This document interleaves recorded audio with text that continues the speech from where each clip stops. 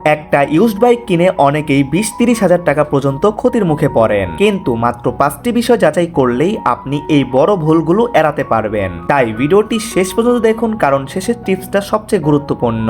আসসালামু আলাইকুম এভরিওয়ান, কি অবস্থা সবার? আপনি যদি ইউজড বাইক কেনার কথা ভাবেন তাহলে আজকের ভিডিওটা অবশ্যই শেষ পর্যন্ত দেখুন, কারণ অনেকেই বাইকের বাহ্যিক সৌন্দর্য দেখে সিদ্ধান্ত নিয়ে পরে বড় ধরনের সমস্যায় পড়েন। আজকে জানাবো ইউজড বাইক কেনার আগে যে 5টি ভুল কখনোই করবেন না। নাম্বার 1, শুধু বাইকের লুক দেখে সিদ্ধান্ত নেওয়া। অনেক সময় বাইকটি বাইরে থেকে অনেক ভালো লাগে, ইঞ্জিন, গিয়ার বক্স এগুলো চেক না করে বাইকটি কিনে ফেলি। এটা একটা বাইকারদের সবচেয়ে বড় ভুল। নাম্বার 2, ইঞ্জিন পরীক্ষা না করা। ইঞ্জিন স্টার্ট দিয়ে কিছুক্ষণ চালিয়ে দেখুন অস্বাভাবিক শব্দ হচ্ছে কিনা, ধোঁয়া বের হচ্ছে কিনা, গিয়ার পরিবর্তনের সময় শব্দ হচ্ছে কিনা। প্রয়োজনে একজন অভিজ্ঞ মেকানিক সঙ্গে নিয়ে যাবেন। নাম্বার 3, কাগজপত্র যাচাই না করা। রেজিস্ট্রেশন, ট্যাক্স টোকেন, ফিটনেস যদি গাড়ি হয়ে থাকে মালিকের তথ্য অবশ্যই মিলিয়ে দেখতে হবে। কাগজপত্র কোনো সমস্যা থাকলে ভবিষ্যতে আপনাকে ভোগান্তি পোহাতে হবে। নাম্বার 4, টেস্ট রাইড না করা। কখনোই টেস্ট রাইড না করে ইউজ বাইক কিনবেন না। ব্রেক, ক্লাচ, সাসপেনশন, গিয়ারিং, বাইকের ব্যালেন্স সবকিছু কিন্তু বোঝা যায় নিজে চালানোর পর।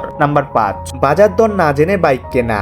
অনেকেই বাজার দর সম্পর্কে ধারণা না নিয়ে আমরা বাইক কিনতে যাই, তাই একই মডেল কয়েকটি বাইক তুলনা করতে হবে, এতে আপনার সঠিক দামতে আপনি নিজেই বের করতে পারবেন। বন্ধুরা, ইউজড বাইক কেনার আগে তাড়াহুড়া না করে এই 5টি বিষয় অবশ্যই মাথায় রাখতে হবে। এই 5টি বিষয় মাথায় রাখলে অপ্রয়োজনীয় খরচ ও বড় ধরনের ঝামেলা থেকে বাঁচতে পারবো। ভিডিওটি ভালো লাগলে অবশ্যই লাইক দিন, চ্যানেলটি সাবস্ক্রাইব করে পাশ থেকে বেল আইকনটি অল করে দিন।